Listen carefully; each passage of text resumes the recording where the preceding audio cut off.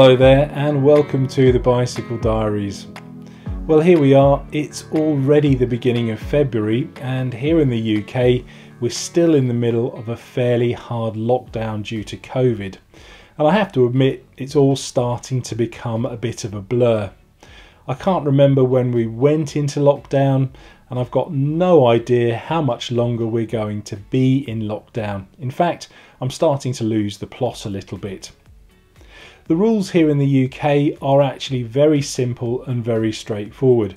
You must stay at home and you can only leave your home if you are going to work, assuming of course that you can't work from home, or if you're going out to get essential supplies such as food or for some emergencies such as medical treatment. We're also allowed to leave the house for one exercise session a day. Now, before the unofficial COVID police start frantically tapping away on their keyboards to interrogate me about my movements, I'll say now that I've been sticking to the rules. On many occasions, I've literally not even stepped outside my front door for days on end. And when I have, I've always followed the government guidelines, such as wearing a mask, maintaining social distancing, and washing my hands when I do get back. Now, rather controversially, I will admit that I fairly enjoyed lockdown 1.0. The weather was nice, the roads were quiet, and I was able to get out on my bike. But at the moment, here the weather is either chucking it down with rain or freezing cold, and it's making getting out on the bike somewhat difficult. And I think I'm going a little bit stir crazy.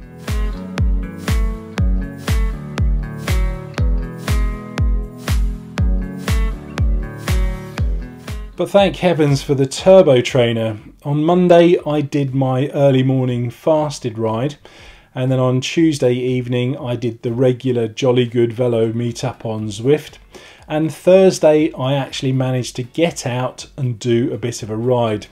Now, the roads were fairly mucky and dirty and I only managed to do about 25 kilometres. But if you'd like to see that in a bit more detail, I've already posted the ride vlog and I'll leave a link to that at the end.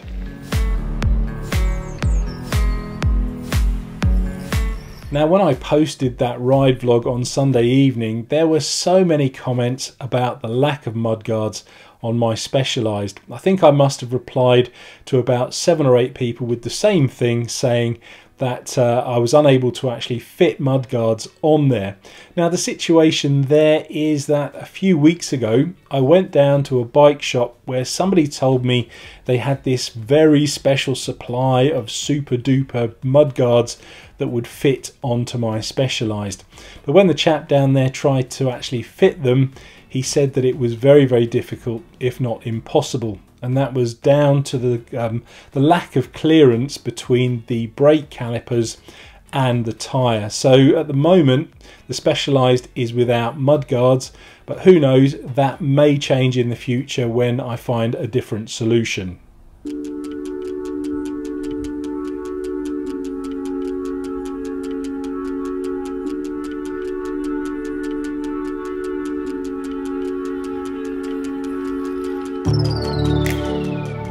The lockdown and not being able to get out and ride my bike actually on the road as often as I would like aren't the only two reasons for the struggle.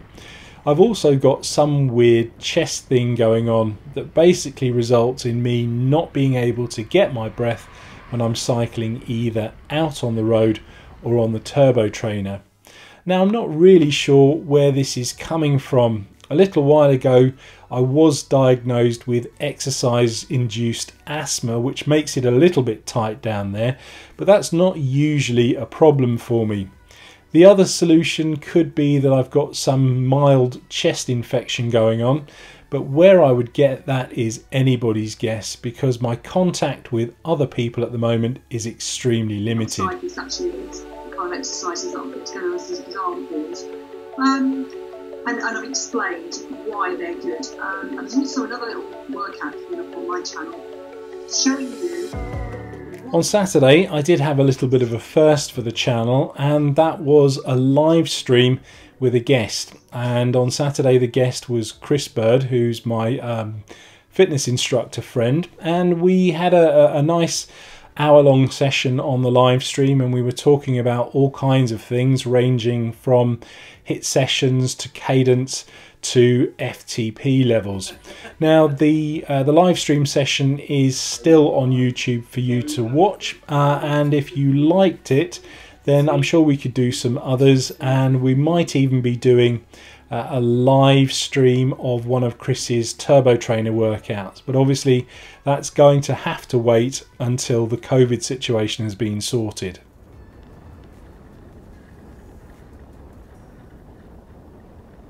Over the last few weeks, I've had a few people ask me where I get my cycling kit from, presumably because they are also struggling with finding kit large enough for the more manly frame.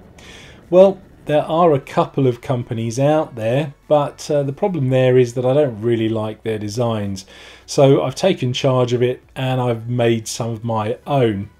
Now, if you like the Jolly Good Velo cycling jerseys that I wear, you can buy them from the website that I'm going to put in the description below. And you can go on there and buy things like short sleeve jerseys, long sleeve jerseys, bib shorts, gilets, arm warmers, leg warmers, so pretty much everything that you would need as a cyclist. Now, as far as I'm aware, the sizing on the website only goes up to about 4XL, and for the record, I personally wear the 4XL, and if it fits me, it will fit just about anybody, but my understanding is that the sizings also go slightly beyond that, so it might be worth sending them an email if you want something a little bit bigger.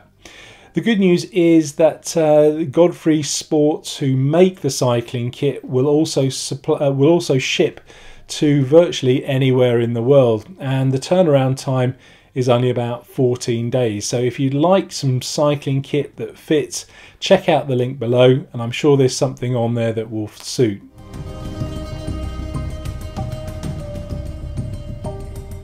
So the numbers for this week are, I've ridden 65 kilometers, I've got 2 hours and 46 minutes of seat time, and I've climbed 523 meters. And that brings the year's total to, I've cycled 352 kilometers, I've got 14.5 hours of seat time, and I've climbed 2,378 meters. Back at the beginning of the year, when I did my first ever road ride, I announced that I would like to ride 7,000 kilometers for the whole of 2021. Now, it doesn't take a maths genius to work out that breaks down to around 600 kilometers a month or 150 kilometers a week. And obviously the totals that I've just announced are a little bit short on that. Now I'm going to put that down to the weather, and hopefully I'll be able to make up for it when the weather improves a little bit later on. But it's also interesting to note that I've got around about 2,500 meters of climbing there. Now, most of the rides that I've been doing up until now have been on Zwift, and I'm a little bit doubtful about the accuracy of those vertical meters climbed.